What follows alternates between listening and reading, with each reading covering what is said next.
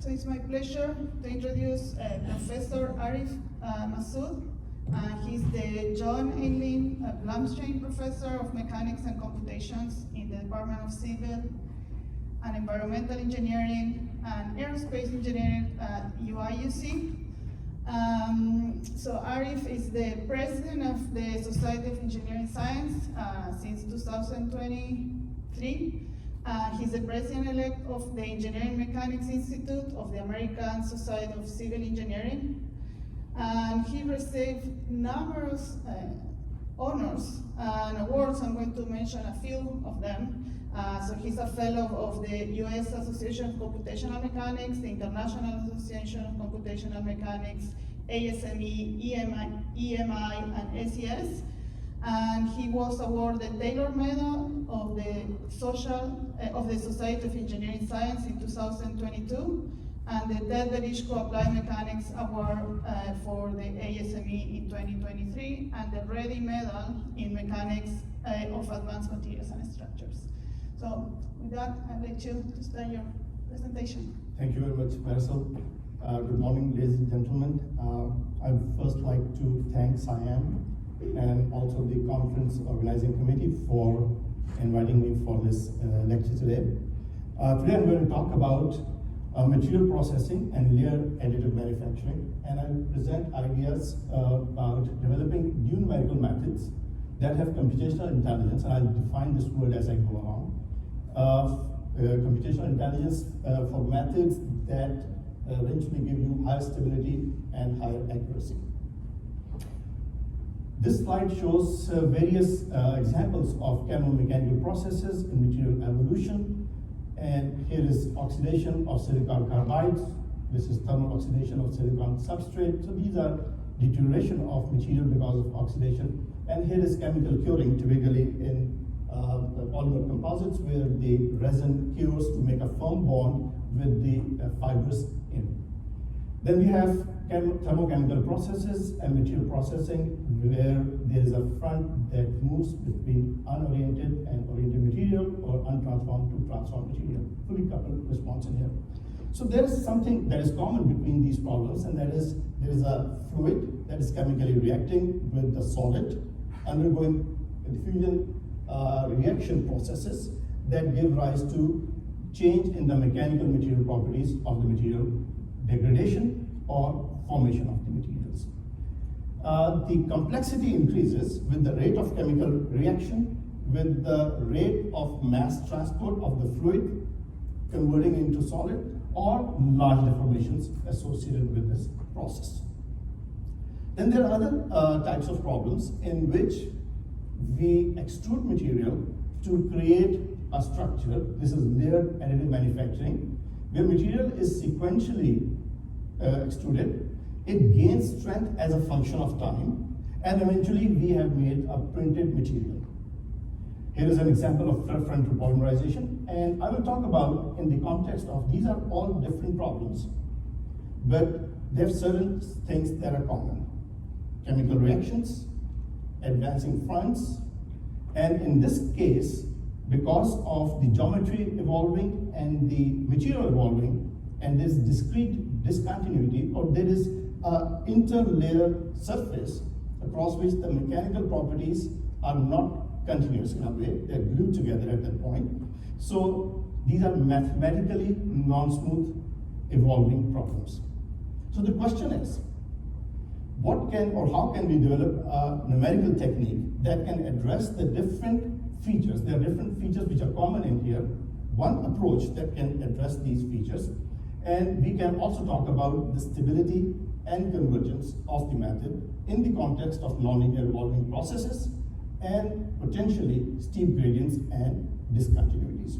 These planes, which are planes of weakness of the material under cyclic loading, give rise to strong discontinuities, failure along this interface. So in order for us to be able to model this kind of phenomena from a mathematical point of view, the framework within which we embed the evolution equations for the material needs to know to begin with that these are planes across which delamination can potentially take place. So it means that that needs to be built into the framework, and that is what I will talk about. So these problems are sort of the driving problems or the motivation for the method that I will show. So here is an outline of my presentation. I will talk about the mathematical constructs of variational multiscale method, and I'll talk about the effects of scales. Previous speaker gave a very nice talk on the effects of scales, how to incorporate them, and many times the failure of a system takes place because of a very small scale effect that originates at a micro level, but it leads to the failure of the system.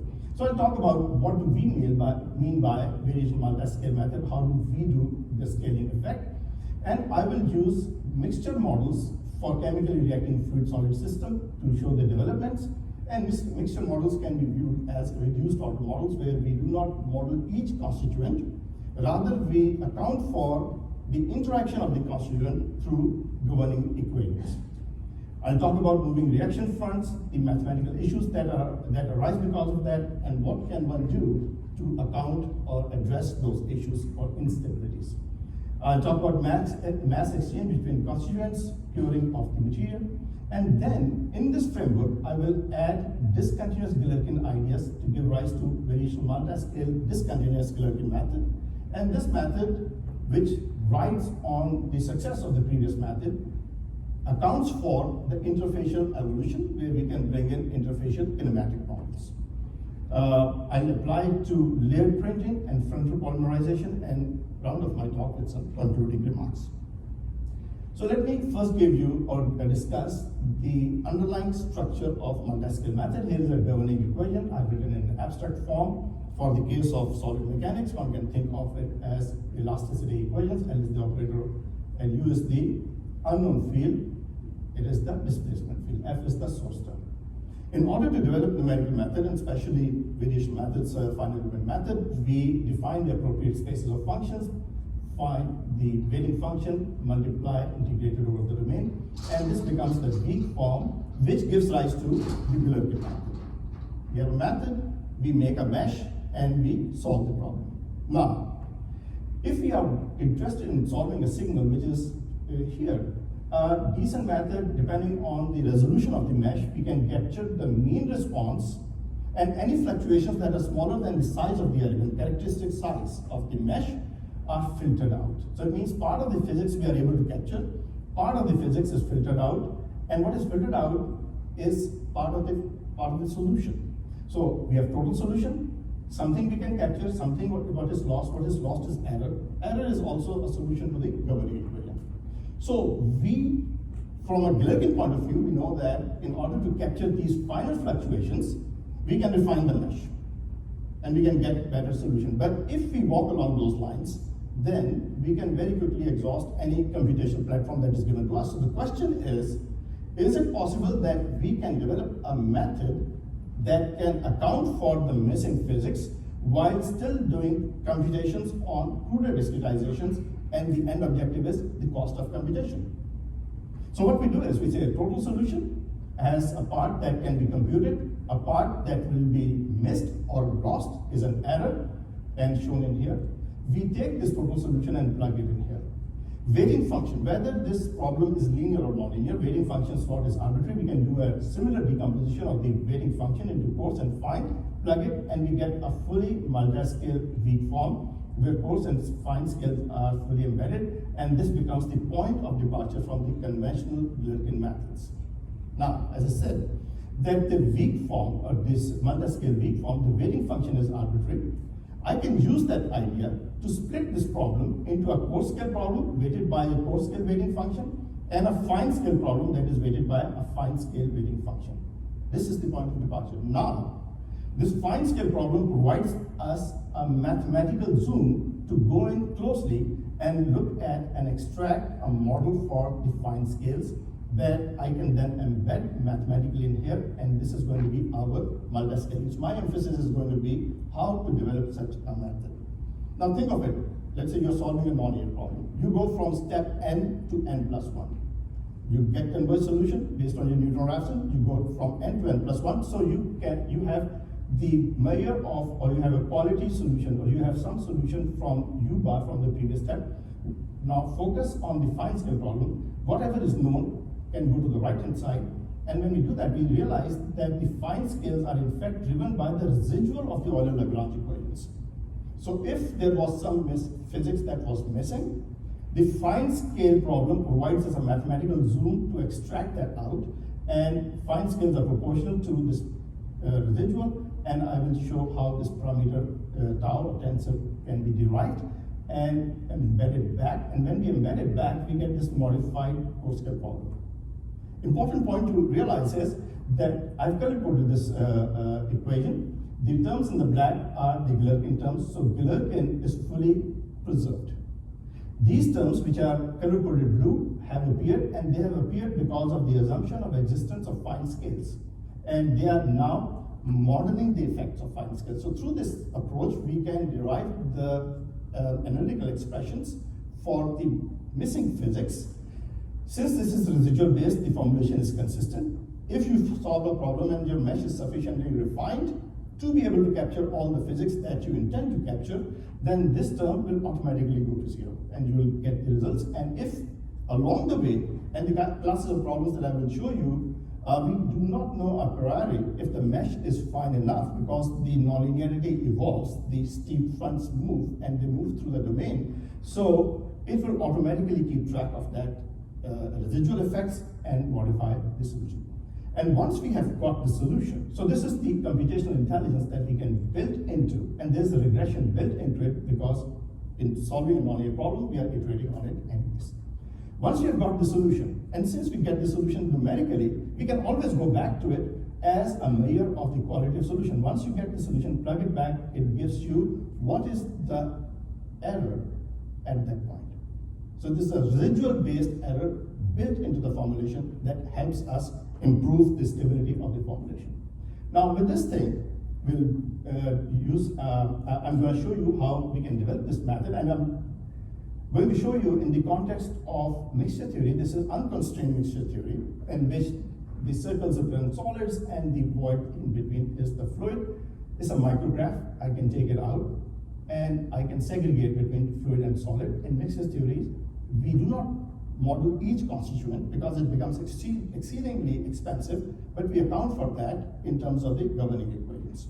So we segregate, prorate with respect to their volume, and make a continuum mixture. So this is local homogenization, but if I take a micrograph from here, that composition is going to be different. So it is locally homogenized mixture model, and it is open, this is unconstrained mixture model because the constituents are allowed to move relative to each other. So this, one can think of it as a reduced order model, and objective is cost of competition. Now question is, how do we account for the effect one constituent knows about the presence of the other? So we apply the balance of mass for the solid, balance of mass for the fluid, and between the two, the mass lost by fluid, as for example, if we are looking at curing of this polymer, resin cures and solidifies to make a solid mass, the mass lost by the fluid is the mass gained by the solid. And then we have balance equations for each of the constituents, balance of linear momentum for the solid and balance of linear momentum for the fluid. And these balance equations are modified, or the force, for example, the resin that moves past the solid provides some reaction, or the drag force on the solid surface of the solid. And so these interactive force, which I'll show how we can bring in, or how we can derive these interactive forces appear, and force on the fluid is equal in a magnitude opposite direction to solid, and so on. So it becomes a self-consistent system between the two constituents, and the constituents are not restricted to be rigid. So we can then define our energy functionals for the solid and for the fluid. So we'll get the stress tensor for the solid, for the fluid, as a combination of the mechanical part of the energy functional and chemo-mechanical potential, and likewise for the fluid. The interactive force field that appears is shown in here. Plug these stress terms in the governing equations and extract the stress tensors. All the other terms go to that interactive force field. There are quite a few fields in here. More important are the mass transfer and the viscous drag. So we will talk about that. So this is the generic representation. And now let's take a specific form of energy functional to see how does it perform. This is the Helmholtz free energy for idealized gas. and Helmholtz energy for the solid, where we have appended through a Lagrange multiplier the coupling between the reaction, gamma is the reaction, and these are the mechanical deformations, the mechanical strain. So thermo-mechanical coupling brought through Lagrange multiplier into the system, and when we apply these standard procedures, we get the stress tensor for the solid, stress tensor for the fluid, and the interactive force field. We have kept these two components and ignored the others. These are the dominant components, so kept into the system. Now, we go to the governing system of equations. This is a systems-based approach to material processing. Each has its own balance laws. Fluid mass, fluid balance of momentum, solid balance of momentum. And then we look at, so we define the appropriate spaces of functions, and for these problems, appropriate spaces of functions are H1, multiplied by the weighting function and integrated over the domain. So these are the weak forms for fluid mass, fluid balance of momentum, solid balance of momentum. And what we realize is, for example, if we look here, fluid mass is an advection reaction equation. And depending on the advection of the fluid, this can, if advection dominates, it can create steep fronts, or if reaction rate is very high, it can also give rise to boundary or internal layers. Likewise, fluid balance of momentum is a diffuse advection reaction problem, and again, this reaction term that is sitting inside that interactive force field has same issues as the mass, and even the very benign solid model, which is a diffusion dominated model, because of the presence of the interactive force field, is reaction dominated. So in all of these problems, and we are want to solve them in a coupled fashion, our objective is to develop a monolithic scheme so that we do not go into the issue of stagger and the first order accuracy of the stagger, because staggered algorithms, to make them second order accurate, needs lot of approximations which may not be full scale. So objective is a fully monolithic scheme. So it means that we need to be able to address the issue of advection and reaction to be able to model that, and that is what I will focus next. And the method that I showed, stabilized method, they were designed specifically for these kinds of problems, for advection dominated problems, and I'll show how it is done for the fully coupled system. So as I mentioned, the structure of VMS-based stabilized method, we split the problem into coarse and fine. So each of those equations can be split into corresponding coarse and fine equations. We can localize the fine scale problem. Since fine scale equations are as hard as solving the coarse scale, so we'll make some modeling assumptions. Under those modeling assumptions, we can localize the fine scale problem and locally resolve it to find the fine scale closure models which can be embedded, and it provides us mathematical multiscaling. So rather than doing multi-gridding, we do mathematical multiscaling. And this provides us tremendous strength, opportunities, because these closure models, you can use any functions, any techniques that you want to bring to bear. In addition, in the fine scale, the model examples that I'm showing here, I'm saying you have the same equation, the coarse and fine, but you can always go to the fine scale model and bring in a more refined mathematical representation of the material. So it can provide us heterogeneous multiscaling. So let's take a look at this, the first equation, mass balance, fluid mass balance. This was the advection term, this is the reaction term. I'm going to do a scale separation for mass for the fluid into coarse and fine scales. Likewise, the weighting function substituted here, segregate into coarse scale problem and the fine scale problem. It's a nonlinear problem because of the mass and velocity both are unknown. We can linearize and focus on that. So I'm going to focus on the next two slides on this fine scale problem. As shown here, I've written it in terms of the residual form. We are going to apply these bubble functions. These are functions that are non-zero within the element, become zero on the element boundaries. So in order to find or derive an expression for fine scales rho tilde f, we can solve it locally and over a batch, or we can make the algorithm simple by defining it over the element. So if we use, for example, this bubble function the density represented in terms of the function and the coefficients, objective would be, can we find the coefficients, and if we can find the coefficients, we can plug it back to construct the field, which can then be substituted back into the coarse scale problem. So we resolve this equation, substituting these back in here, extracting the coefficient beta and then plugging it here, we find that the fine scales are a function of tau times r. R is the residual of Euler-Lagrange equation for the fluid balance equation, fluid mass balance equation, and the structure of tau appears here. And what you see here is that the operators of the governing equation are acting on the bubble functions. So the mathematical construct of this parameter appears automatically. There is no free parameter. There is no approximations in here. The only approximation is whether we want to use a quadratic bubble or a higher order bubble in this expansion to be able to derive it.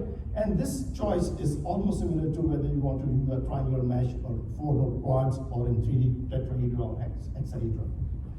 So now that we have this expression, when we plug it back, and I've segregated these terms, so the Galerkin method corresponding to this equation is fully preserved.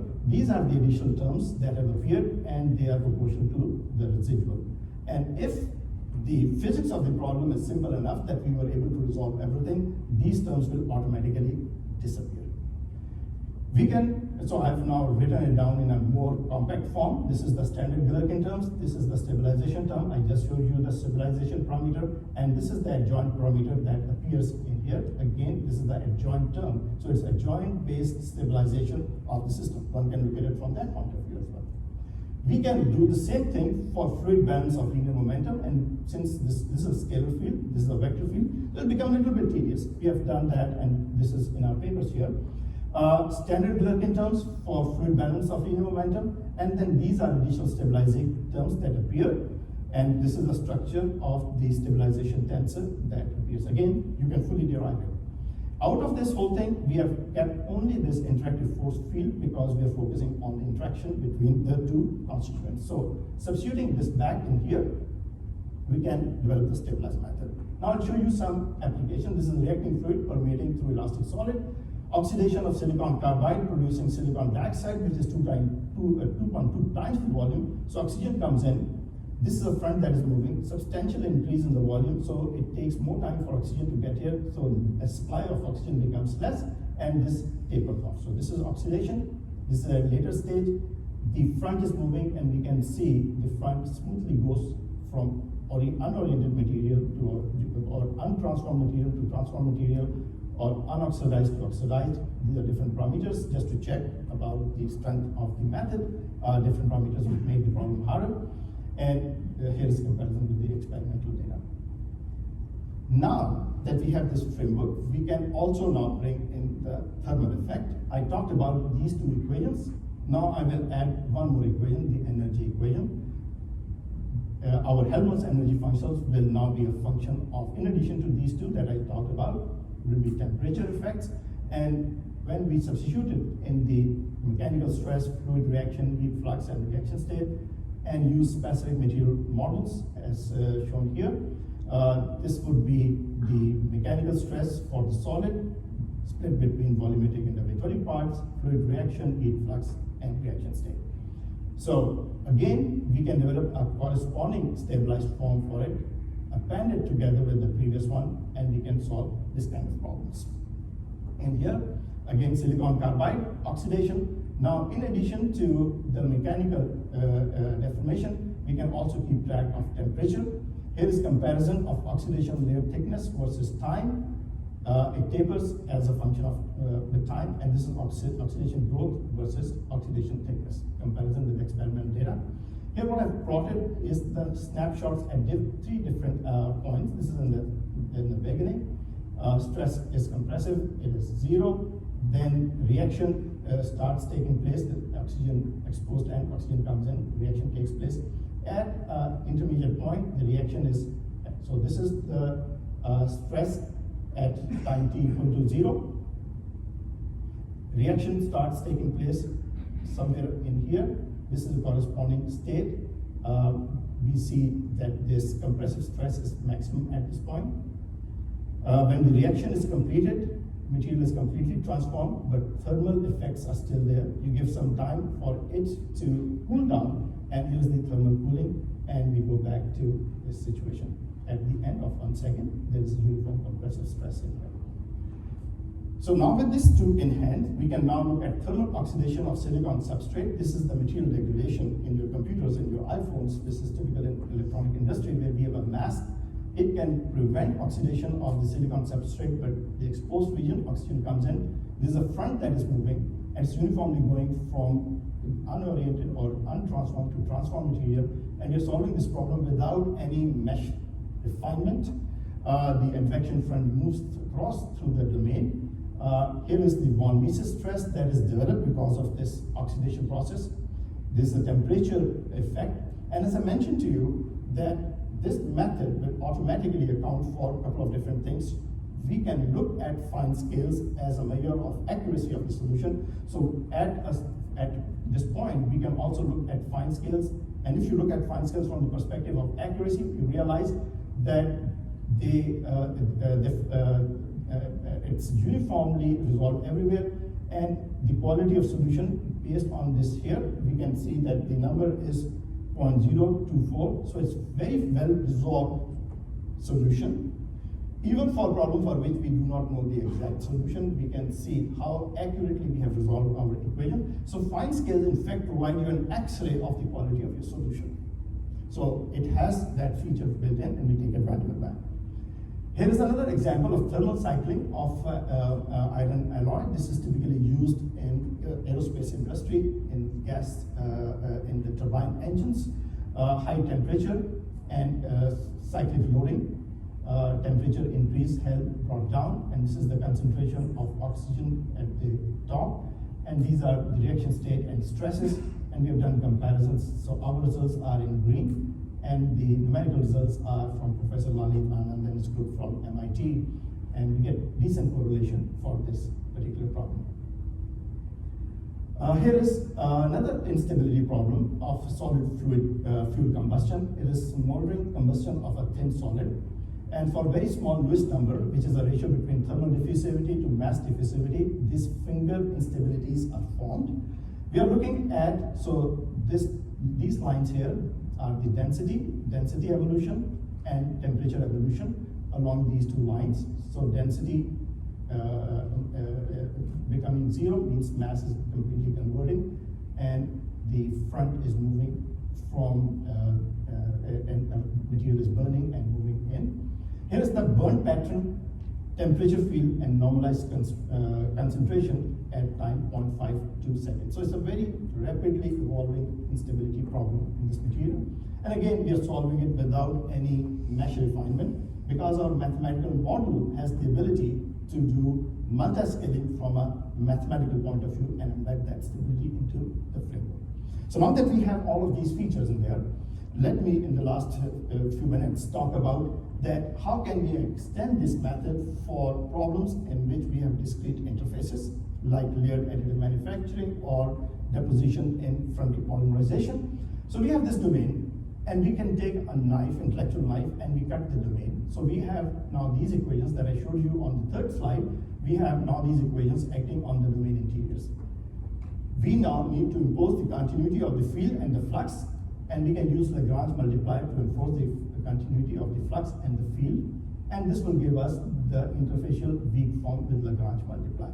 But Lagrange multiplier has the connotation of a force type quantity. What does it mean is that it will tell us how much force, if I pull one part with respect to the other, it will tell me how much force do I need to apply to keep the two parts together. And if we are looking for problems in which the parts can move slight relative to each other, which means interfacial kinematics can take place, which takes place in the case of layered additive manufacturing, Lagrange multiplier cannot model it.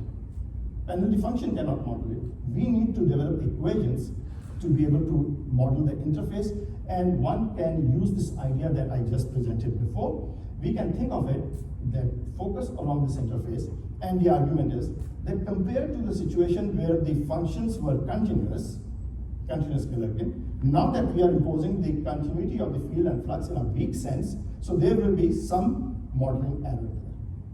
We can now look at the displacement field at the interface, a field that will model, will be able to capture a field that is error field. I can plug it back into the system, and once we segregate, locally resolve it along this line, And from a mathematical continuum sense, one can think of a length scale delta on north and south of this line. And from a finite element perspective, one can think of first layer of elements in here. With these, we solve it and we get this structure. This structure this is DG method, variational derived. Important thing here is that the structure of this tensor is analytically derived. So this is the flux of continuity flux. This is the field. This is the penalty term that appears in DG methods. And we also get a penalty term on the flux of the field, and this becomes important when we are talking about materials which are drastically different across this interface.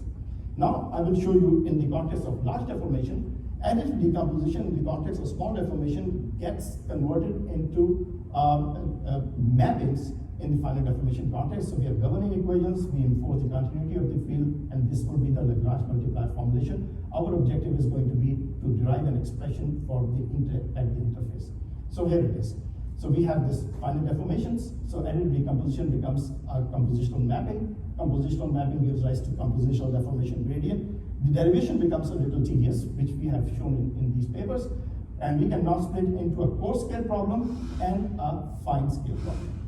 Again, we will focus on the fine scale equation. We will need to find an expression for the fine scale mapping or fine scale incremental displacement field. This is a nonlinear problem. We linearize this nonlinear problem, localize it to this domain, and north and south of it, we expand it with bubble functions. Again, these functions now are edge functions. They are non-zero at the edge. They become zero. They have scored only on the first element, and we are going to use that. And another advantage of this method is that we do not need to have node-on-node continuity, so non-matching meshes or different element types becomes automatically accommodated in this framework. We can project from both sides. We can do this integration segment-wise. We can solve that local problem segment-wise and extract the expression for the incremental fine scale field, which then cut back in here gives us the incremental displacement field. Now, in this incremental displacement field, there are two things to note. One is that it is proportional to the residual of flux at the boundary, and secondly, the structure of this stabilization tensor appears naturally, and we can see that it is the operators of your governing equation acting on the fine scale fields. So everything is analytically derived. We can plug it back into the system. But now, keeping in view that Lagrange multiplier is also unknown, question is, can we find an expression for Lagrange multiplier? And the idea is, for that we'll need another equation. In that case, well, we have the continuity equation, which we did not touch. It's in the coarse scale. Continuity equation is a jump in the mappings. We have coarse mapping and the fine mapping. We segregate them. We open the fine mapping. It is jumped from in the incremental displacement field. We plug it back, expressions there, using piecewise discontinuous constant representation of Lagrange multipliers. We can very quickly extract the expression for lambda. Lambda is your Lagrange multiplier, and you can see it is proportional to the weighted flux from both sides. I showed you expression of tau on the previous slide. Plug delta U and lambda, and this is the total fine scales. These are the error terms at the interface. In here, all the terms are analytically derived. There is no free parameter in this case. When we embed it in the coarse scale problem, this is the standard Galerkin term. These are the additional derived terms. They have structure of DG method. You can also think of it to derive a DG method based on this framework, where the terms, so this is the continuity of the field, here is the continuity of the flux, and this is the penalty term. The tau term was fully derived. So here is a pure displacement formulation. We have taken the Lagrange multiplier out. Analytical expressions for numerical weighted flux and stability tensor are free of any user-defined parameter, and they are automatically account for geometric nonlinearity and discontinuous materials. So now let's apply it to material deposition and curing. Mathematical issues are that there's a steep front that is moving. We have material, and this is the interface between the curing front that is moving together with it.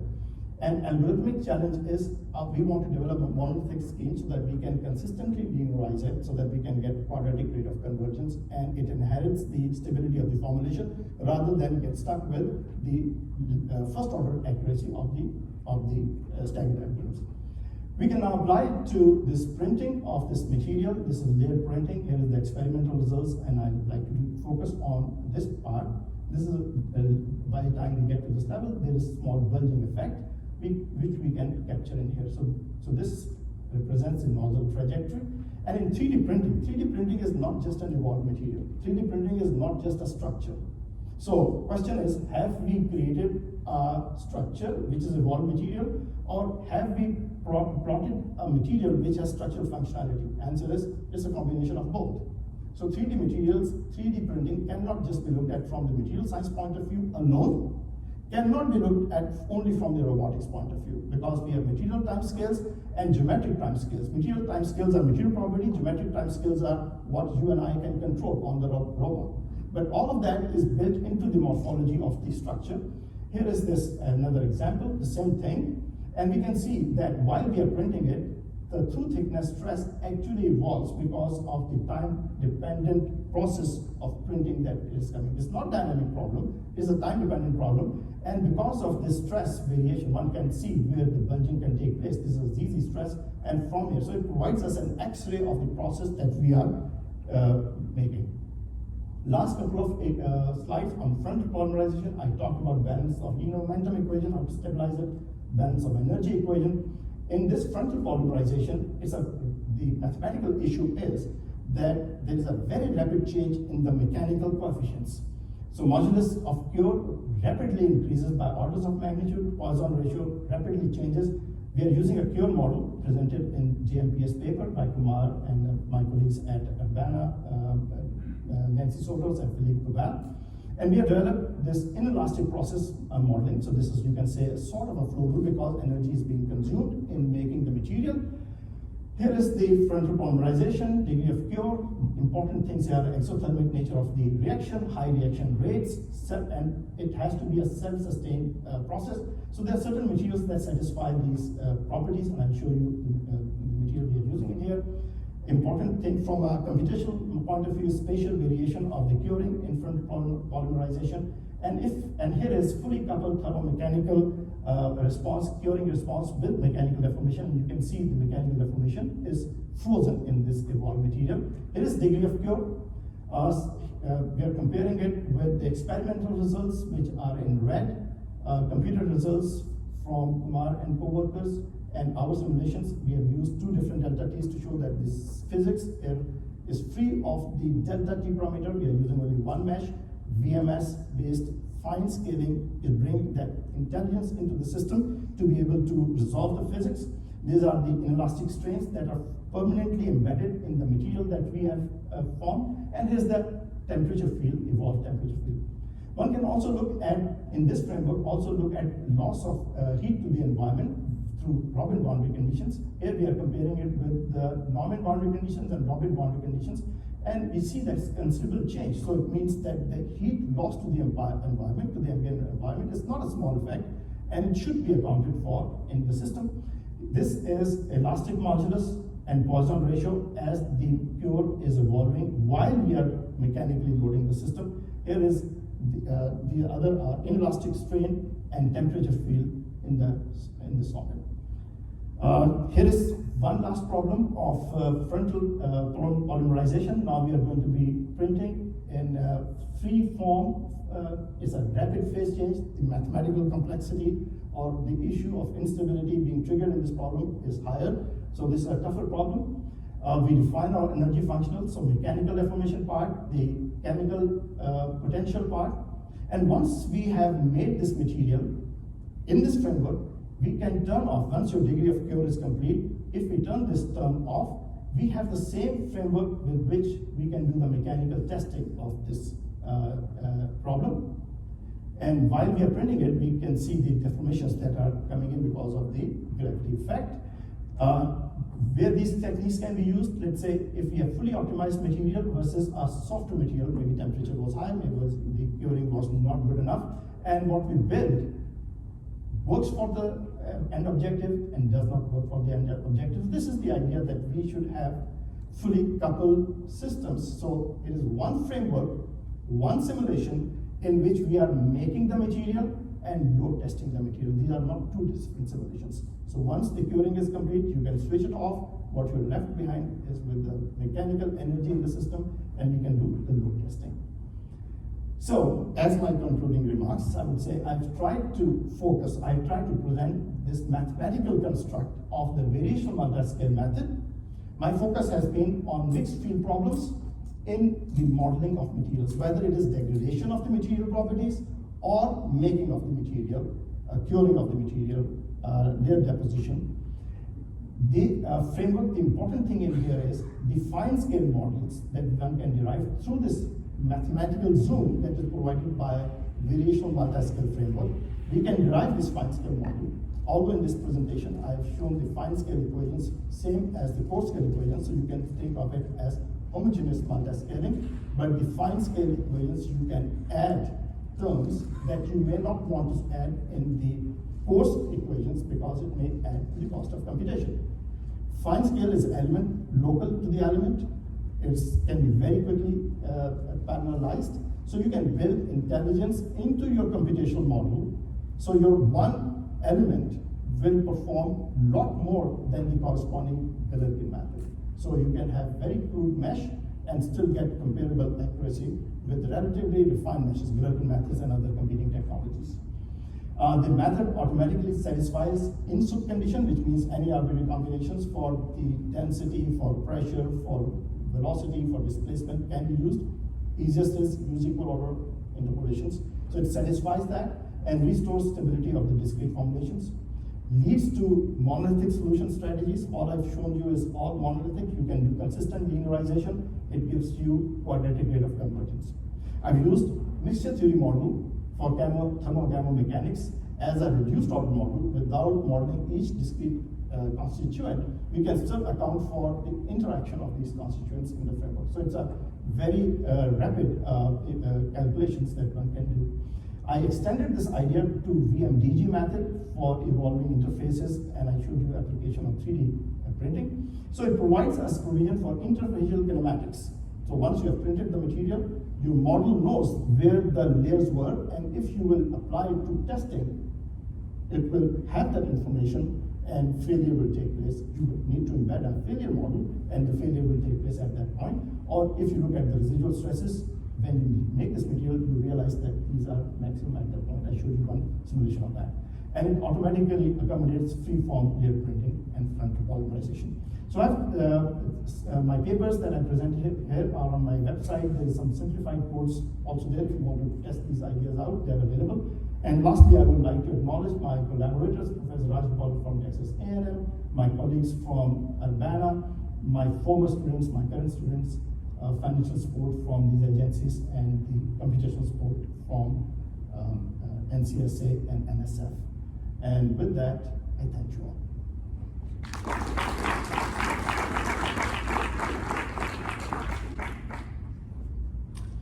So we have some time for questions.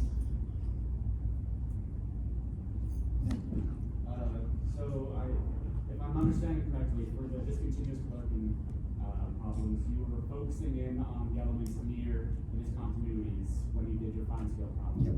Was that also the case in the previous one, where you solved your coarse grain problem and you were able to sort of pick which elements needed refinement from your residual, or was that refinement on every single element in those problems? Very good question. So I added the discontinuity in the later part to show the DG for layer printing. Before that, everything was for the continuous domain, and so the refinement was everywhere in the element. And as I mentioned, that the refinement is proportional to the residual. So if you have an element in which there is not much action taking place, so residual will be close to zero. So we leave that term everywhere in the domain. And if your residual is close to zero, that term will not have any significant effects. And you're still linearizing. Yes, we're linearizing. So you linearize and you analytically. So when you analytically drive, what you realize is that your fine scale is proportional to that tensor times the residual of the Euler Lagrange equations, which you already have in the system, right? So the tensor is evaluated at that one internal node, and that is so coefficient of tensor multiplied by other. So it's a very rapid calculation, but it brings your physics back on board. No more questions? So let's thank the speaker again.